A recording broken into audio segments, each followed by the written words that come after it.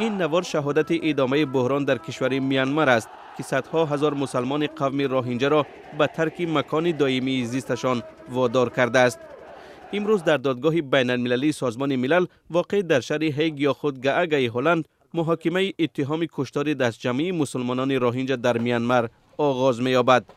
مفتشان سازمان ملل میگویند تعقیب مسلمانان روهینجای میانمار که سال 2017 هم شروع شده بیش از 730,000 نفر را به فرار از میانمار و جستجوی پناهگاه در بنگلادش وادار کرده است، نشانه‌های گنوسید و یا کشتار دستجمعی را دارد. اکثریت بودایی میانمار عیبنامه را قبول ندارند.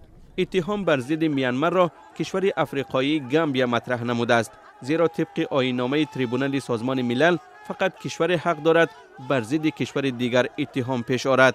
57 کشور عضو سازمان کنفرانس اسلامی اتهام گامبیا را دستگیری می‌کنند.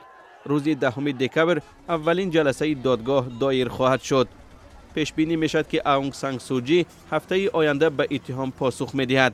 گامبیا و میانمار در سال 1948 به اعلامیه جلوگیری از قتل عام امضا گذاشتند و عهده‌دارند که به کشتارهای دستجمعی راه ندهند و مسئولان این عمل را به جوابگری کشند.